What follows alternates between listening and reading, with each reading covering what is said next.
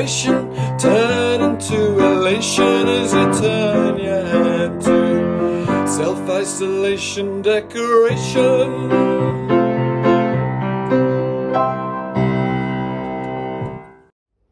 Hello there, Phil here from Paint the Town Green, giving you some decorating ideas and suggestions for things you can be doing while we're in lockdown. I thought I'd do a separate one of these videos about the different types of paint that are used when you're painting woodwork and painting furniture, doors, frames, exterior timber, things like that. Because it can be slightly confusing, and I even sometimes with junior decorators have to clarify with them exactly what everything's for.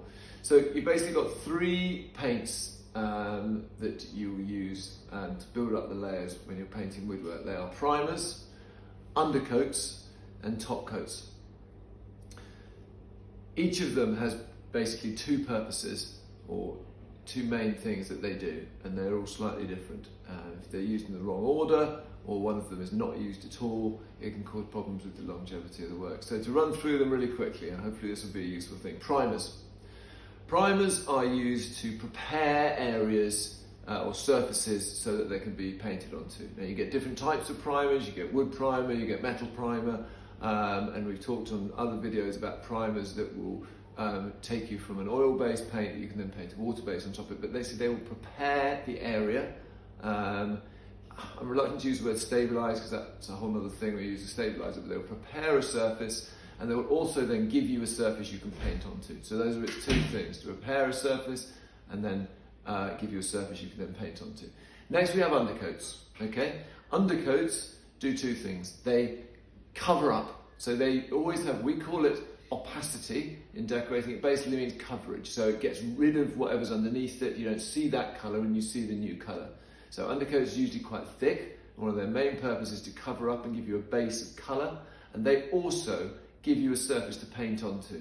So something that primers and undercoats have in common is they're not designed to be seen at the end, and as such they're not a finish coat. So they're all about being something you can paint on top of, rather than something that looks good or that protects.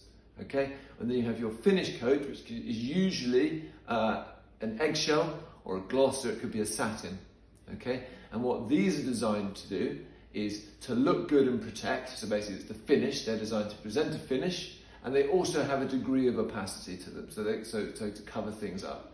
But if you've got a black and you want it to go white, you don't want to skip your undercoat stage, because you need that undercoat to give you the blocking out of the black so that you then go to the white. If you go straight from primer to top coat, which you can do, a lot of people do a primer and two top coats, but a primer, an undercoat and a top coat will give you better coverage, if that makes sense, because you're using the undercoat which is designed to cover well, but it's not designed to look good. So primer first, followed by undercoat, followed by top coat. Hopefully that clarifies what the three of those do. Never skip the primer if it's a bare surface, never skip the top coat, but you can miss out the undercoat and do two top coats if coverage isn't a major issue. Hopefully that's helpful.